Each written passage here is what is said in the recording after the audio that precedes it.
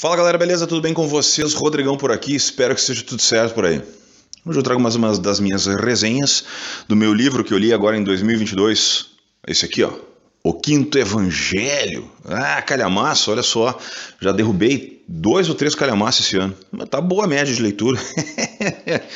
Esse aqui, da editora Record, vamos lá, olha, eu não me preparo para essas coisas, eu sempre digo isso, né? Mas enfim, vamos lá. 555 páginas, certo? 557 páginas, que diz o seguinte, ó, eletrizante e ao mesmo tempo erudito, literário e compulsivo. Vamos descobrir juntos se isso é, ok? Sem spoiler, né, minha gente? Sem spoiler. Você sabe que as minhas resenhas não têm isso, né? São só percepções, ok? Então vamos lá.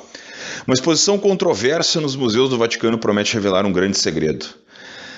Nesse livro aqui de 557 páginas, como eu citei ali, o nosso amigo escritor aqui, Ian Caldwell, que é o coautor de O Enigma do Quarto, que eu não li ainda, certo? Ele fez... existem 2 momentos desse livro, certo? E aí vai muito do que você está procurando, né? Eu não estava procurando nada, né? Só estava curioso, porque eu adoro essas histórias, né? Esses thrillers históricos, eu adoro eles, né? Faz parte do meu contexto literário. E eu estava curioso para ler esse aqui, que foi uma das minhas leituras que eu abri no unboxing gigante da Black Friday. E por ser voltado para esse lance mais da Igreja Católica, né? Dos contextos de religiões, eu pensei, olhei na prateleira e pá, vem cá que eu vou te... É tu mesmo que vai. E aí, vamos lá, né? Vamos saber o que está acontecendo. Nesse livro aqui a gente conhece a história dos irmãos Simon e Alex, que fazem parte da igreja, um faz parte de uma igreja, outro faz parte da outra, porque eu não sabia que a igreja católica, não sabia. Tu tem contextos, né? E aí quando tu começa a dissecar isso, tu não entende muito bem, né? Então tu tem a igreja católica romana e a igreja ortodoxa, né? Mas a ortodoxa também é católica, né? Só que ela é católica do outro lado, né? Porque eu não vou falar sobre isso porque são spoilers que tem aqui dentro, né? Porque eu já vou explicar por que isso, tá? Mas os dois estão bem e tá tudo certo, sabe? Porque são muito próximos uma religião da outra. E aí nós temos o pesquisador, botou o livro aqui embaixo, Hugo Nogara, que passa a vida falando sobre... ele tem...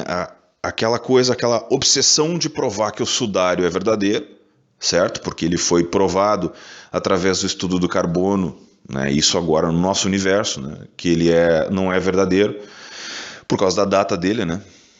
A ciência comprovou que o sudário não teria como ter existido naquela ocasião, em função da sua idade, né?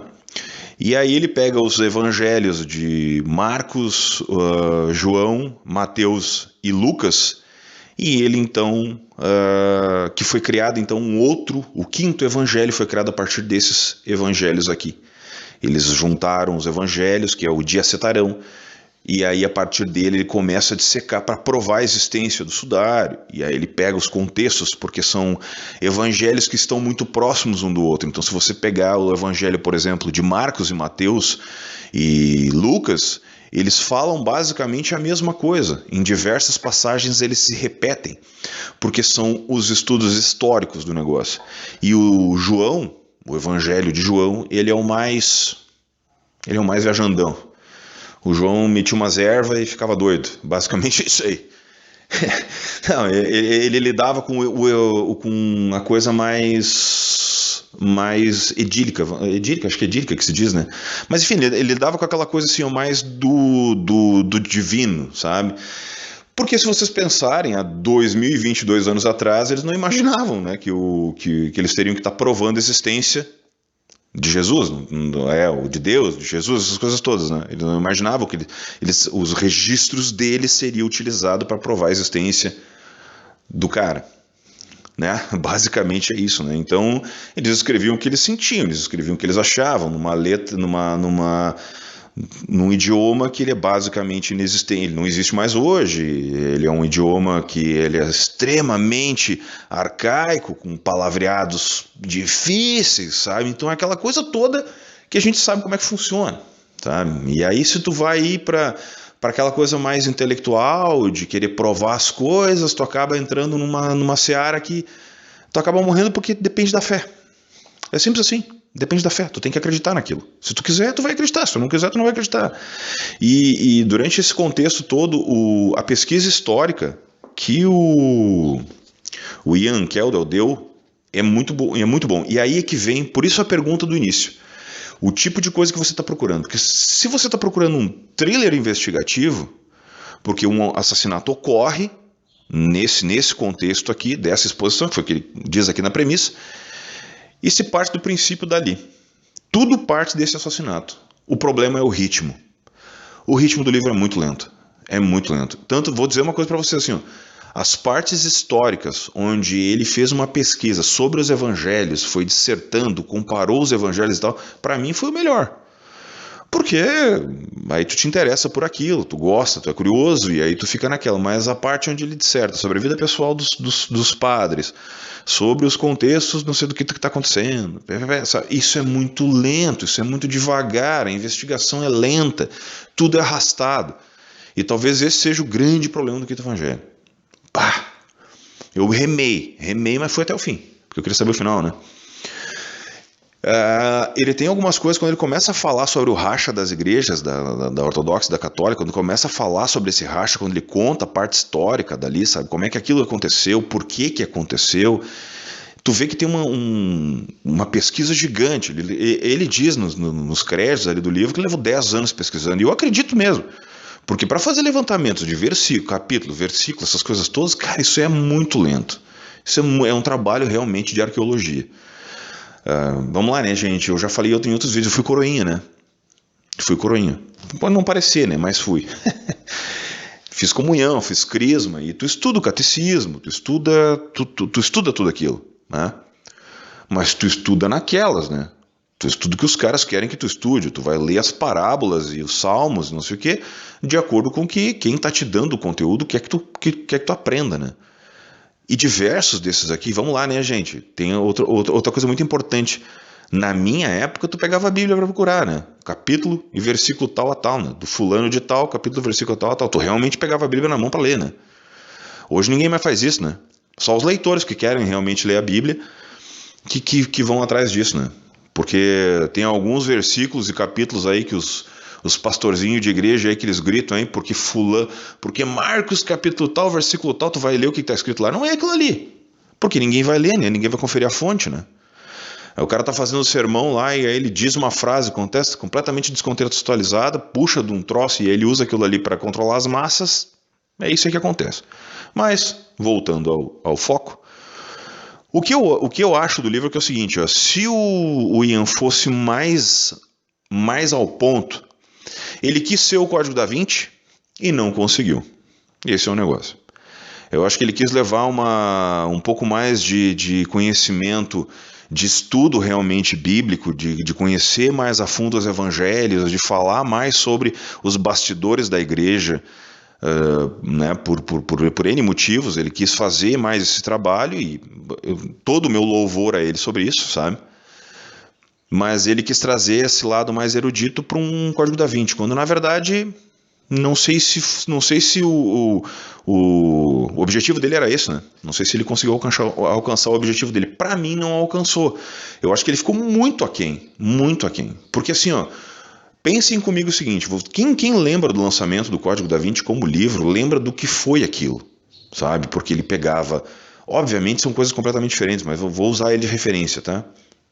Com o contexto da Igreja Católica, trazer esses livros, trazer essas obras e conectar ela com o universo que está acontecendo à nossa volta, e aí tu expandir aquele conhecimento, é muito legal, porque tu traz a vontade das pessoas de lerem aquilo. Eu conheci Dan Brown através disso, daí li outros livros dele, eu adoro os livros do Dan Brown, acho ele um excelente escritor, mas se o Ian, que obviamente esse aqui é o primeiro livro dele, né, mas ele foi ousado no primeiro livro, que é o tamanho do livro, né? Eu até marquei aqui essa parte que eu marquei aqui, ele fala sobre exatamente o ano do racha da Igreja Católica Ortodoxa, porque eu quero usar isso aqui em outros contextos, que foi em 1204, que foi quando aconteceu o racha, que a Igreja Católica saqueou Constantinopla. E eu achei sensacional essa sacada, eu não sabia disso. né? E aí que tá a beleza da literatura, né? Tu pegar um livro completamente diferente que tu nunca pegou na mão, né? E aí tu vai acabar, tu vai ler uma coisa e acaba acontecendo outra completamente diferente. Foi isso que aconteceu comigo no Quinto Evangelho. Mas ele foi um livro mais pesado para eu ler. Realmente ele me arrastou. Tanto que eu li um outro no meio, do Ken Follett, que eu fui lendo ele no meio porque eu pensei assim, não, vou botar um no meio porque senão eu vou abandonar esse negócio aqui. E foi o que aconteceu. Foi exatamente isso que aconteceu. Que o Follett me ajudou a segurar isso aqui, sabe? Então se vocês vão ler esse aqui, e se vocês não se relacionar 100% com a obra, se não é a pegada de vocês no negócio, né? Se vocês começarem a ler, né, aquela... Coloque um outro livrinho, né? Pô, tô falando em livrinho pro Follett é complicado, né? Mas coloque um outro livro que vocês gostam muito, tipo, para dar uma escorada nele, sabe? Aí vocês conseguem terminar os dois, sabe? Aí vão pegando um pro outro. Eu fazia isso. Li um dia o Follett e li um dia o Quinto Evangelho. Li um dia o Follett e o Quinto Evangelho. E assim eu fui indo até concluir ele. Tanto que depois agora eu peguei um outro livro para ler no meio do caminho e disse, não, eu vou terminar esse negócio aqui de uma vez, porque senão eu vou ficar arrastando muito tempo. Mas essa parte dos evangelhos é muito legal, tá? Muito bem feito, de verdade. Palmas para o autor em função disso, certo? Então, a minha nota para o livro é 3, que é um livro bom, mas ele tem diversas ressalvas. Vou ficar acompanhando o escritor, porque eu gostei do estilo de escrita dele, e a diagramação da Record é muito boa, como sempre. A Record sempre tem uma diagramação, né, boa. Apesar do folha de... Apesar não, né? Folha é boa. Folha de meio estilo jornal, né? Eu gosto desse tipo de folha. Então tá aí, mais uma das minhas resenhas. E pergunta do Rodrigão.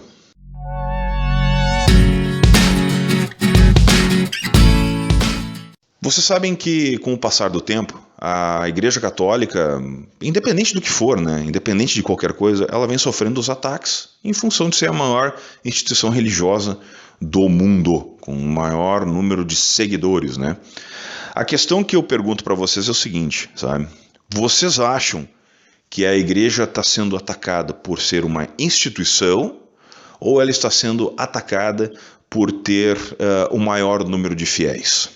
Pensem comigo o seguinte, quando tu tem o poder da palavra de Jesus na mão, né, que é mais ou menos o que acontece no livro de Eli, né, aquele filme, quando tu tem a Bíblia na tua mão e aí tu tem todos os contextos em cima dele, tu consegue controlar as massas, né, porque tu tem o ser onipresente com o poder que rege o universo, de acordo com a fé, que rege o universo, na tua mão. A pergunta que fica é a seguinte, a Igreja Católica está sendo atacada porque outros querem assumir o seu lugar ou simplesmente porque aquela fé não vale mais a pena, aquela fé não cabe mais no universo que a gente está vivendo?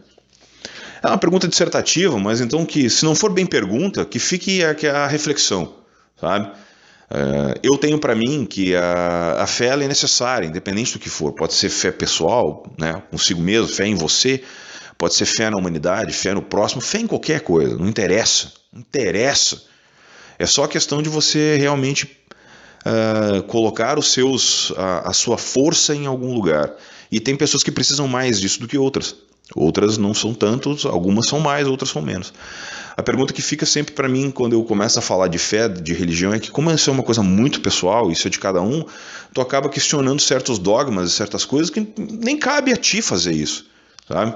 Não cabe as pessoas atacarem a fé católica, não cabe as pessoas atacarem a fé protestante ou qualquer outra que seja, pelo simples fato de que ela é muito pessoal, sabe? A questão que fica sempre para mim é isso, sabe? Às vezes quando tu vê o Papa, e aqui ele fala muito do João Paulo II, que foi uma das personalidades mais carismáticas que já pisou na Terra. Se vocês forem olhar ele,